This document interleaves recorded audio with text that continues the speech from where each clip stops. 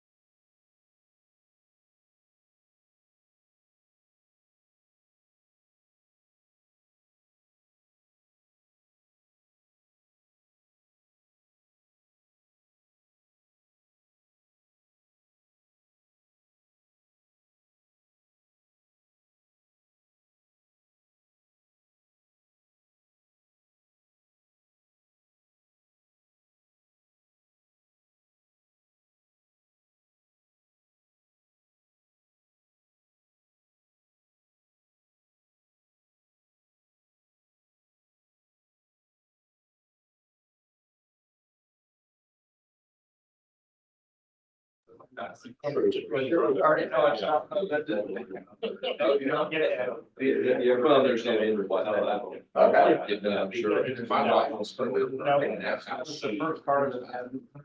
Everybody else stored down. All right,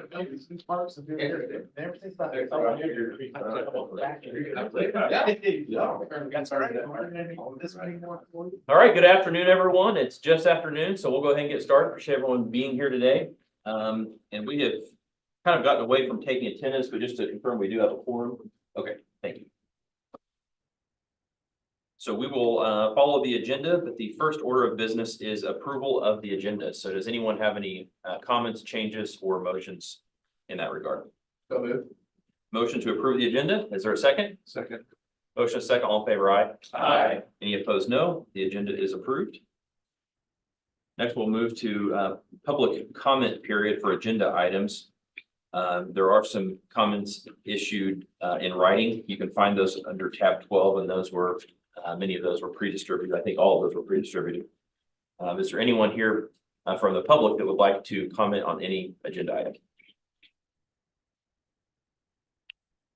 Seeing none, we will move on to the consent agenda. It's under C.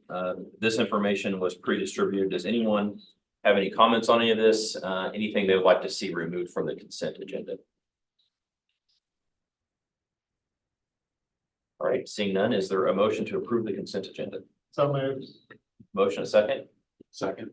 We have a motion a second. All in favor, aye. Aye. Any opposed, no. The consent agenda is approved. Next, we'll move to the executive director's report. And I should note, Sarah is on the community leadership visit, I believe, with several others from the community. I think we may be missing a few board members here today, but Natasha is going to give us that report. Yes, thank you. Thank you. So last week, Sarah and I were both at AMPO, that's the National Conference for the Association of MPOs. And one of the main topics of conversation, besides, getting to hear from our peers, included the legislative priorities for the federal reauthorization. So AMPO is partnering with NATO, NARC, the National League of Cities, and NACO, and a group they're calling Local Officials in Transportation. And really, they were just emphasizing the local need for infrastructure funding and how that impacts the local. So that was a big topic. And then Sarah and I both presented at the conference. Sarah presented on constituent level prioritization and how that works in Missouri and how that works so well for us. And then I spoke on maximizing in-house resources and how we can stretch our planning funds and still produce quality products. So then next, the legislative breakfast is on October 21st. Please RSVP if you haven't had a chance to do that yet. We will start at 7:30 that morning, so we look forward to seeing everybody there. We still have not heard any changes on the $6 million for MM. Those funds are still restricted with the governor's office. But we do continue to emphasize the ability that that project can move quickly, you know, that it's ready to go. And then finally, we heard at the AMPO conference that the build grant will be ready, the NOFO in late November. There should be about $1.5 billion available for that program this year. $25 million average grant size. And it's focusing this time on 4 priorities: safety, innovation, families, and being shovel-ready projects. And then also phase 2 of SMART grants, that NOFO should be available next month. I'm not sure if you have to participate in the pilot project for that first or not, but Debbie will continue to share all of that information as we receive it. That's all I have. Great, thank you for that update. Any questions of any topic? Either else? Next, we'll move to an update from MoDOT. Kim, how are you? I'm good. Thanks. I got tagged in today. Everybody else was somewhere else. Thanks for being. Not a problem. So we're beginning to work on our asset management plan update. Frank also wanted or made mention that federal funds were obligated at 103.8%. So the minimum goal was met there. I'm pretty happy about that. All district engineer openings are now filled, and the state design engineer position has been filled by Sarah Kleinschmidt. Update on bid results for the fiscal year 26 numbers through our August letting. In the urban area, we had 1 project awarded at 1.48 million, which was 7.5% over program for signal upgrades at various locations. And then overall in the Southwest District, we've had 3 projects awarded for a total of 4.7 million, and we're currently at 8.8% over program. Hopefully that doesn't continue to trend that way through the rest of the year. Forward 44 phase 1, the I-44 6 laning from 13 to 65 is moving along well. With the rain events we've had, they're slightly behind schedule, but are working 6 days per week now to catch up. They plan to start paving the median lanes this week if weather allows. This will be done during nighttime hours. So you can expect a lane drop as this work takes place, and at times ramps may be closed for short periods of time to accommodate for it. The Forward 44 phase 2 general revenue projects from Joplin to Conway. These are the next steps. The industry meeting for this design build project is currently scheduled for November 13th with the fairgrounds, and the request for qualifications will be released this same day. Sunshine Street Bridge, West Kansas. The work is underway on this bridge. Currently working on intermediate vents, drilled shafts, substructure work, and the project is currently on schedule. The Chestnut ADA and paving project. This project is also underway, so expect to see removals and replacements of sidewalk at various locations between Hazeltine and West Bypass on the south side of the roadway. You can also expect intermittent lane drops from 5 a.m. to 10 a.m. for concrete pours. And then the Route 65 widening bridges, paving improvements from Route CC to Route F. This project is moving forward with continued paving operations, guardrail installations, as well as concrete barrier. This project is currently on schedule and is anticipated to be completed in November of this year. And then the last one that they gave me, there's a bridge rehabilitation project on Christian County Route CC/J, and Ozark is actually expected to begin work October 5th. And then there's a project that was let with it that's slightly out of the OTO area in Highlandville. Those will be going together and work on that one. That bridge over Finley River on US Route 160 is expected to begin by October 15th. So.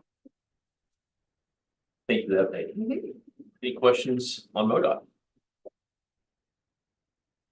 All right. Next, we'll move to legislative reports. See 2 represented from Senator Schmidt's office today. Yeah, they're here in full force. Yeah, they're pointing at you, Tucker. All right, well, thank you very much for having me here. Two big issues going on in DC right now. One is the NDAA, the National Defense Authorization Act, funds the military. Not quite done with that in the Senate yet, but I think they are looking to try to get that done. If the government does not shut down, here in, the next few weeks. There's some big wins in there for Missouri that the senators have been working on. Particularly a lot of investment in Whiteman Air Force Base. There's 3.3 billion for B-21 procurement in there. There's a couple of MILCON projects including 114 million for a B-21 radio frequency hangar up there. 500 million for the new F-47, which is going to be built up in St. Louis. Some really big investments in the military in that bill the senator's been working on. There's also a provision there to study the feasibility of establishing a cybersecurity center of excellence at Fort Leonard Wood.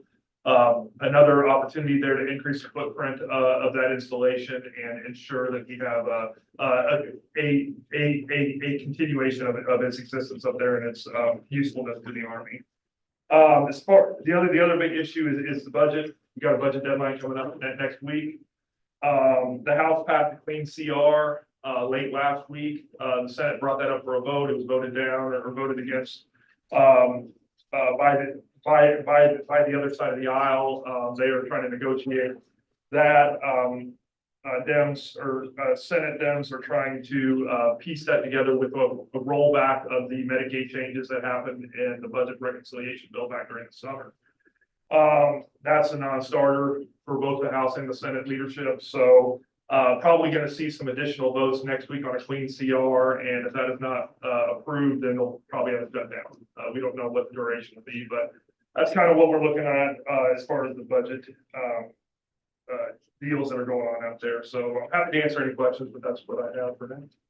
Thank you. Any questions, Tucker? She'll be here. I don't think I missed anyone else, did I? All right. Move to a federal funds status update that Jen is going to give us, and that's tab 2. So the federal system, as far as approvals for the project, shuts down tomorrow.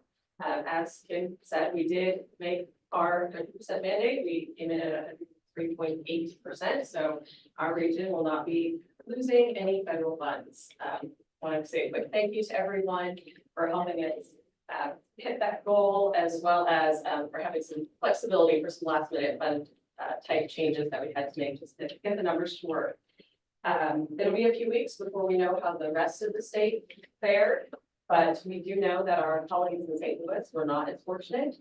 They lost $20 million from their local program. So there's an article in the packet that has some more information about that. Answer any questions? All right, any questions? Just a brief visit. I'm Cecily Cochran from Federal Highway, Missouri. We just appreciate Springfield's efforts for getting these funds obligated. We never want to see any region lose funding. Sometimes things are beyond our control, and we do know the cost of projects these days is very significant. So all of the work you guys did to help us meet this obligation so that we can keep money in the state, we really appreciate it. Thank you. Thank you. Appreciate those comments. Thanks for being here. Anyone else? All right, we'll move to new business. First is the federal fund carryover letter. That's in tab 3. If you would like to review the letter, Natasha is going to talk a little bit about that. And this is something that we have brought up. I think it was in the previous board meeting for consideration. Yeah, so this ties into, using those funds up each year. We used to be able to carry over 3 years worth of funding. There's a new policy with MoDOT that requires money to be spent in the current year with which it's allocated with no carryover. We have been allowed a little bit of time for spending down existing balances. OTO is ahead of schedule on that, which is great. But then that gives us a lot less flexibility from year to year and meeting that 100%. It's hard to get, projects kind of right at that number. This year, we're projected to have less than $1 million available for carryover. So the best solution, and I think we've talked about this before as well, is for Congress to act. That includes decoupling state and local dollars and removing state oversight of local funds. We believe that that'll allow us the flexibility and, I guess being able to move quickly on things, but then also, current law still allows 4 years to spend funds, but there are limitations on how much can be obligated in a single year. And so trying to work through those challenges, would be great, but in the meantime, we've put together this letter for MoDOT, to request some revisions to this newer policy. We do express, the value of our partnerships, highlighting lessons learned and kind of some of the challenges we've identified, especially with the review process. We describe, how OTO has continued to meet the challenges of getting those funds obligated. But then there are 5 things that we've requested to, as part of this new policy, to allow us to accrue up to 50% of our annual apportionment. And so that would give us that carryover in case something does happen with the project. To allow any amount programmed in a MoDOT administered project to be excluded from that carryover balance. So for example, when we have a cost share, we're putting money on I-44 aesthetics or for the trail and the MM underpass. All those projects, we don't control their schedule, and then that still ties up our funds. So we'd like for those to be excluded. For any statewide cost share project funding to be allowed to accrue in addition to the 50% annual allocation. And then if that maximum accrual is exceeded, that the district office works with our staff to be able to determine where that funding should be allocated, including other partnership projects, or including aesthetics, trail, ADA sidewalk improvements. So any kind of project type. And then when new federal transportation legislation is passed, we know that there's going to be some lags and guidance and what those funding amounts look like. And so being allowed to be more flexible with the funding during that time as well. So the request is that the board approve this, and we'll get this sent to MoDOT. Thank you for walking through that. What are the thoughts of the board on this? I think it's a great letter.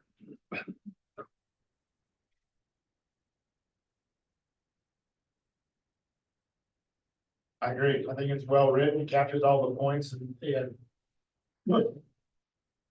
comments that have been addressed by this board over the, over time. And so I think it's well written. Good job. I wouldn't have any recommended changes. Anyone else? You don't see any, I don't see any downside in sending it. No, I don't think so. And it's all things that we've expressed verbally already, so.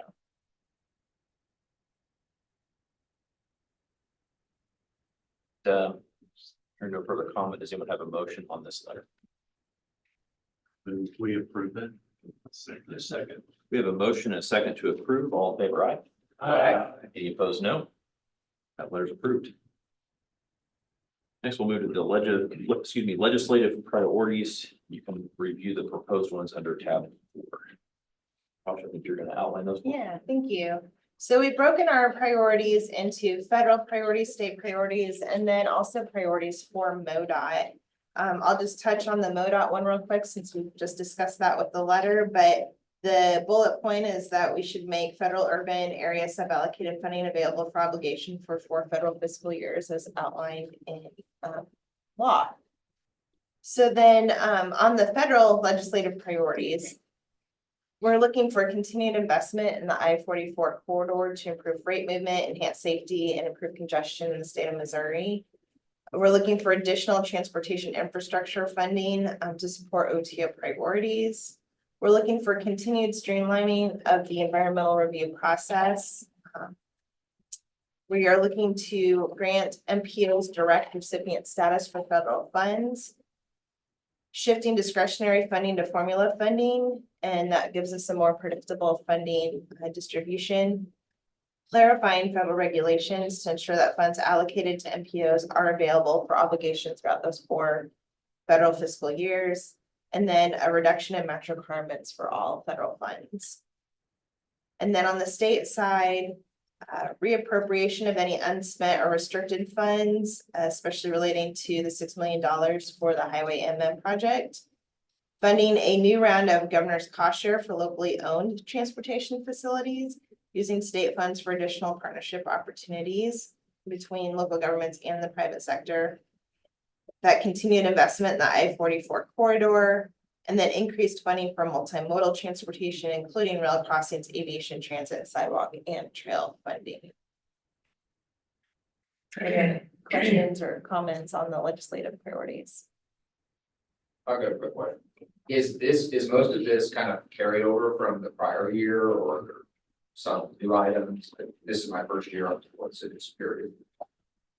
Yeah, so I think several are carryover, I-44, the environmental review process streamlining. Some of the things that are newer include that governor's cost share program request. You know, specifically calling out the carryover or being able to reuse those restricted funds. Yeah, so it's kind of a blend. Okay, thank you. Any other questions? Any discussion on these? Anything anyone would like to see added, removed?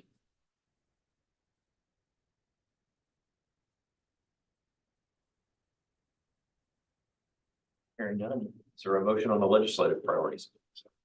Second. Motion to approve and second, all in favor, aye? Aye. Any opposed? No. Those are approved. Next, we'll move to amendment 1 of the fiscal year 2026-29 transportation improvement program under tab 5. While you're doing that. Yes, thank you. So this project is really just making it easier for MoDOT to administer the entirety of the I-44 project throughout Southwest Missouri. So it is combining the funding for the project all the way from Joplin to Conway. And so if you dig through the amendment, you'll see that we increased all of, our area's revenue to take in that funding for the other portion of the project, and then really just having that be one giant project within our tip. So Kim, I don't know if you want to add Yeah. anything. Really what it's gonna do is because they're turning it into a design build, it'll allow them to address the points that were specifically laid out for the different spots along I-44, but my understanding is that it was just general enough that if they've got funds left over, it allows whatever contractor with the design build to do other spot improvements along I-44 by making it one big project instead of, well, here's your Springfield work, here's your Fidelity work, here's your Joplin work. So we're making it one large project to allow for one consistent contractor to come in and do that work, and maybe some other things if the funds are available.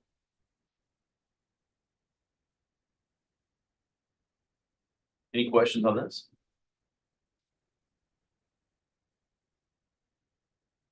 All right, is there a motion? So Second. motion is second to approve amendment 1. All in favor, aye? Aye. Any opposed, no. That amendment is approved. We'll move to item B, fiscal year 2026 operational budget amendment number 2. Debbie?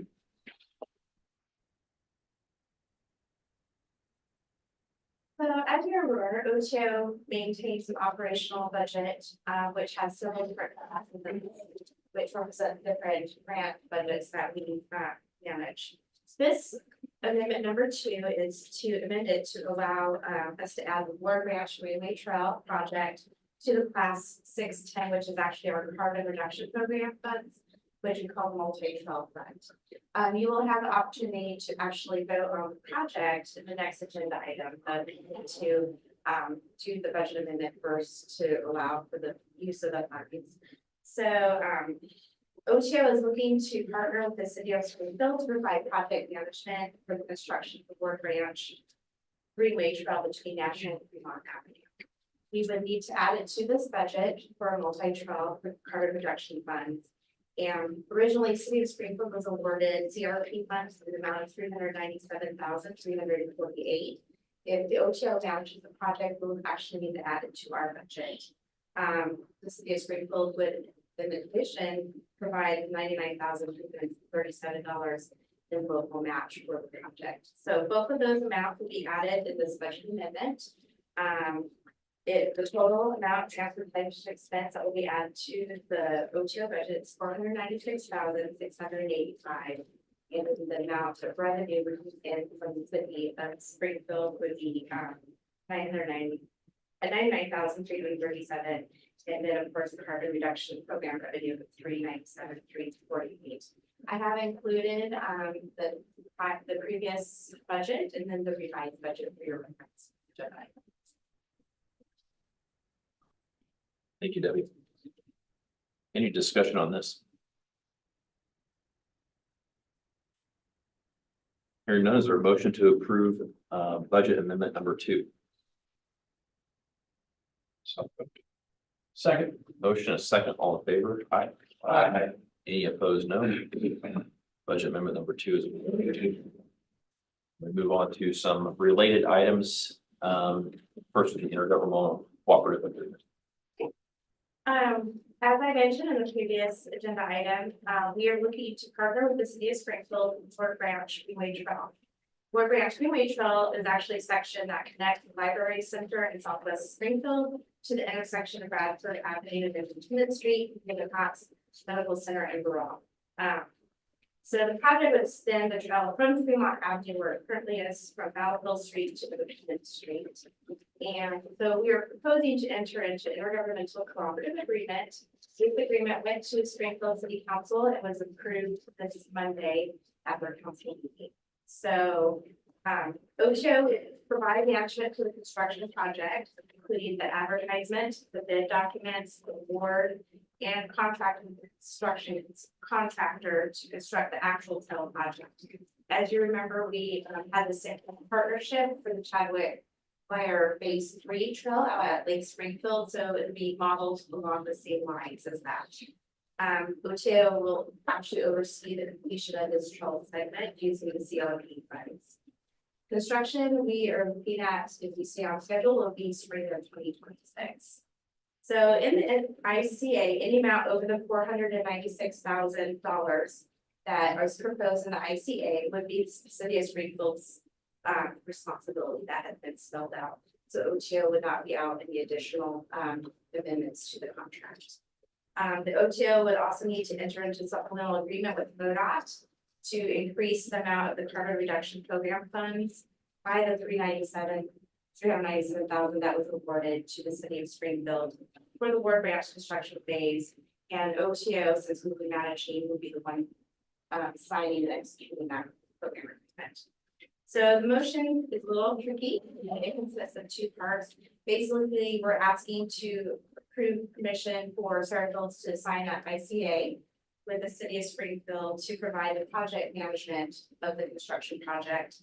And then the second part of the motion is we're looking to, for her to be able to sign a supplemental agreement with MoDOT to increase the amount of CRP funds that we're able to use for the project.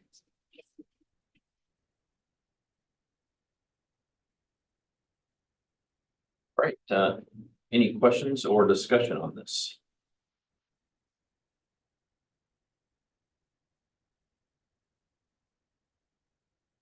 Right.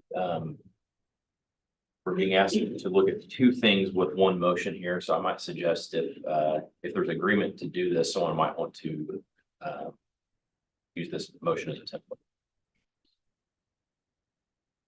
I move for the board of directors to approve the executive director enter into an intergovernmental cooperative agreement with the city of Springfield to provide construction project management for the Ward Branch Greenway Trail and execute a supplemental agreement with MoDOT for the additional carbon reduction program funds. Thank you, Marshall. Is there a second? Second. The motion and a second. All in favor, aye. Aye. Any opposed, no. That is also approved. Now we'll move to construction services contract for the Ward Branch Greenway Trail.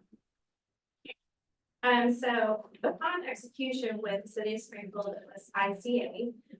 The OTO would like to advertise and begin the selection of a construction contractor for the Ward Branch Greenway Trail. We will be, as I mentioned before, managing all aspects of the project, working with MoDOT for the approval of the bid document and permission to advertise and bid requirements. A draft contract has been included with this agenda. I would like to say though that MoDOT will have to finish reviewing this once we have the accepted ICA. So there might be some minor tweaks to this, but just so you guys can see the boilerplate language that we started with. And also the bid documents, the final plans, specifications will become part of the contract as well. That will count. But we are looking for a motion today to allow Sarah Phil, Executive Director, to basically advertise and for staff to bid an award construction contract and execute the contract with that consultant contractor. So. Any discussion on this? Would you all be administrating previous one and this one?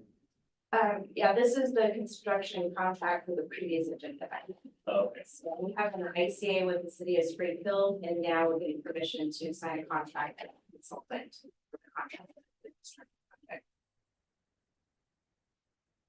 And of course, in the motion, we did put in there the caveat that we cannot execute a contract over 500,000, which was approved.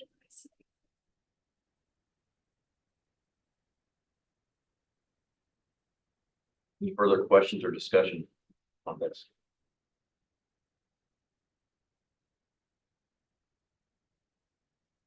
Anyone ready to make a motion on this? I move for approval. And would that motion include the cap of $500,000 as outlined? Yes. Okay, so we have a motion. Is there a second on that? Second. Motion is second. All in favor, aye. Aye. Any opposed, no? It's also approved. All right, now Debbie will tell us about the memorandum of agreement and 160 study on Cat 9. Basically, it's the same kind of agreement as the ICA, just different term for different jurisdictions. So we're proposing to partner with the city of Nixa for Route 160 and River Avenue Extension traffic study. As you're aware, in our budget and our UPWP, every year we budget $150,000 for transportation studies or different transportation issues that our member jurisdictions may wish to partner with us on. So the city of Nixa is looking to use some of this money to study the Route 160 intersection specifically. The intersection along the expansion of Route 160 and the transition to possibly 4 lanes has been a priority for Nixa for several years. And currently there is 190 acres of land adjacent to for development that includes this Pembroke road extension. So they're looking at where this road should be located and what kind of intersection treatment it should have. You know, is it a 4-way signal, is it a roundabout? What does this look like? So that's the kind of study that we're looking at. So OTO would like to enter into a memorandum of agreement with Nixa to provide project administration, just like with the previous agenda item, for the study and to use approximately $40,000 of the budgeted transportation consultant funds that we already have budgeted in our budget. There will not be a budget amendment needed for this item.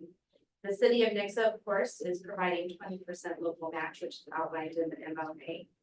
So the project is estimated to cost $50,000. This agenda item looks a little bit complicated because they would like the flexibility and Sarah would too, just because we do not have a clear scope going into this with public input.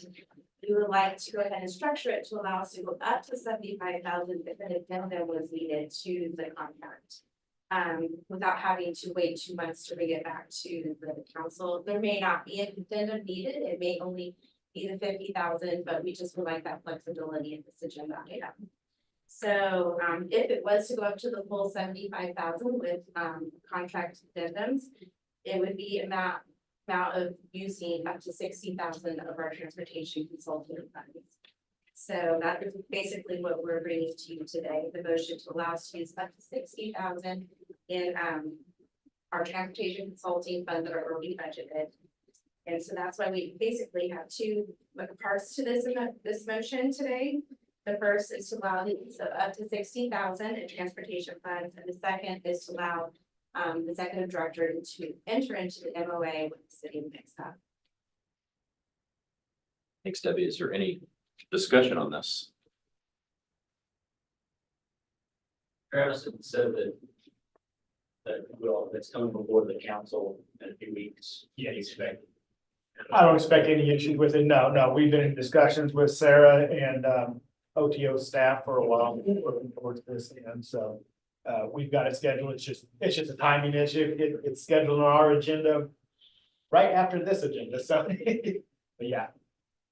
We've all been in agreement on the terms, and we were in agreement too, because working with the developer on this project, we don't have a 100% clear. Indication of the scope, we wanted to have a little bit of flexibility built into pivot at the last second if needed. We don't feel we'll necessarily need to do it, we're not anticipating it, but just in case.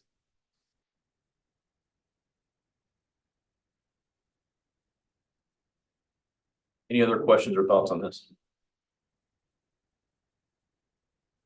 Hearing none, is there a motion to authorize the executive director to use up to $60,000 and authorize the executive director to sign the included memorandum of agreement for project administration? So moved. Second.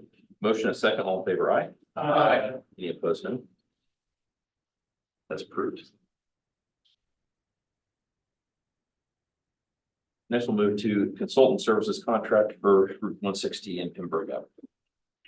Well, upon successful execution of the MOA between the city of Nixa and OTO, we would work towards procuring the consulting services contract with an engineering firm to start this study of Route 160 and Pembroke Avenue extension.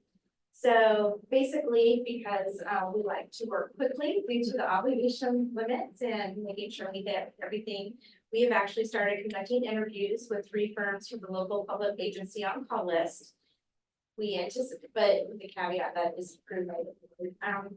So the OTO selected Crawford, Murphy, and Foley CMT as the joint firm of the project if this is approved today. The OTO would like to execute a contract not to exceed $50,000 as in the original proposed scope of this project. OTO will be providing the $40,000 in federal funding that we discussed in the last agenda item and is currently in the UPWP budget. So the next city of Nixa for this initial contract will be providing that $10,000 in local match will be invoiced upon successful signature of the MOA.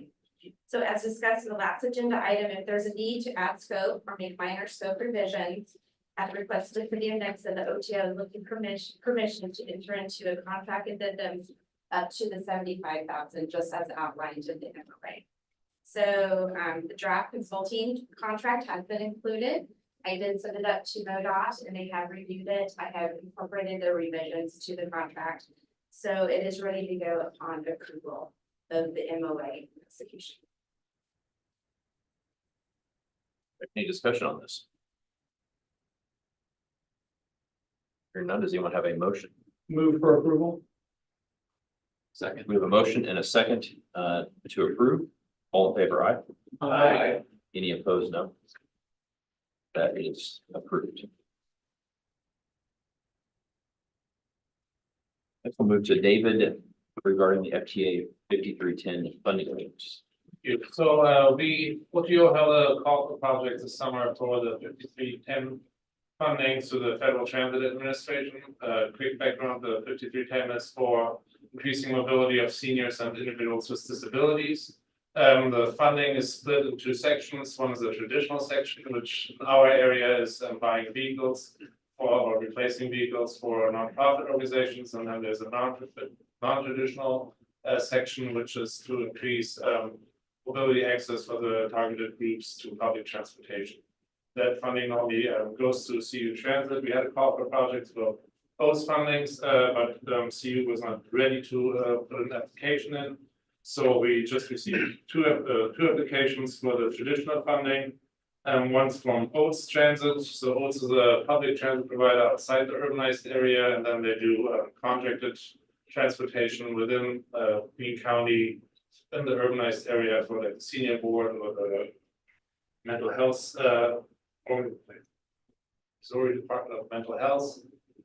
So they would like to replace 2 vehicles with 1 white cutaway bus and 1 high roof extension for a total of $157,000 is the estimate for the 2 vehicles in federal share. Since the funding sometimes can move a little bit in the recent years with contracts with MoDOT, so we kind of looking to just award the 2 vehicles. And the actual funding might switch a little bit. The other one was one vehicle for the Better Senior Living Springfield Assisted Living LLC, so they're administrating the Creekside and Elfindale Assisted Living Facilities, that's what they want the vehicle for, but they also have a nursing facility and an independent living facility, which they would like to use the vehicle. They currently have one vehicle which wasn't secured with federal funding, but it's 30 years old and they would like to replace it, and they are a nonprofit organization, so they wouldn't qualify for this. We had scored the applications, so we'll be having enough funding for both applications. Since we had roughly 230,000 available for federal funding, so this is 218,000. As I said, it could change a little bit, so options they choose, but we scored still both applications, and then the local coordinating board for transit recommended to approve both all three vehicles with these two certifications. Thank you, David. Any thoughts on this?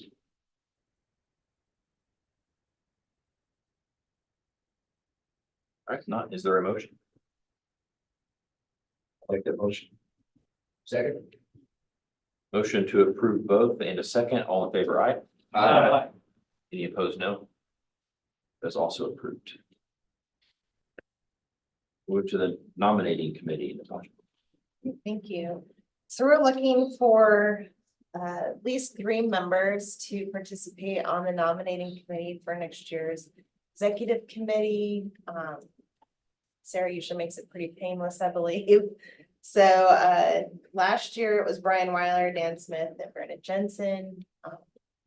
Dan, you're the only one in attendance today, so I'll let you take first dibs.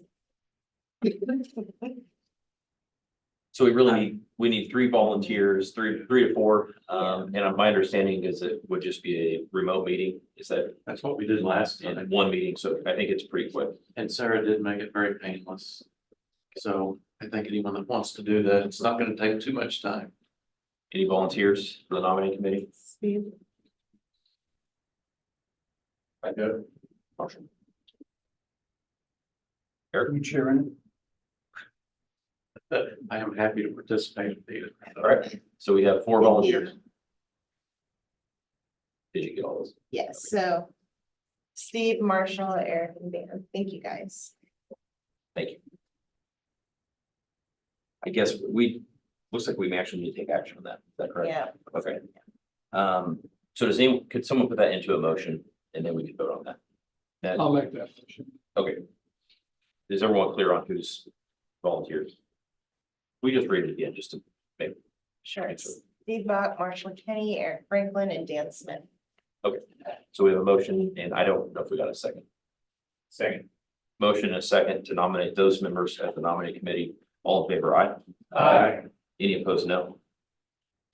I just nominate. All right, we'll move to other business. Board of Directors member announcements. Does anyone have any transportation announcements that they would like to make? Rusty. I might mention that the final phase of Kansas Expressway will open tomorrow morning between 9 and 10. Nice. Glad you mentioned that. If you didn't take it, I was going to. Been a long time coming, has And Rusty and I just confirmed that it is under budget and on time. So Yeah. Much better. the construction firm had a value engineering idea that was able to engineer some cost out, and we split that with them. So it worked out very good. Anyone else? Or anything that anyone would like to see on a future agenda? Seeing none, there are some articles for your review under tab 13. You can read at your leisure, and the next meeting is November 20th, but hope to see everyone first at the legislative breakfast, which again, could you remind us of that date? Is it October 21st. October 21st? So hope to see everyone there. Thanks for being here today, everyone. Thank you. And Natasha, great job today, filling in for Sarah. Thank I'd you. like to say you've said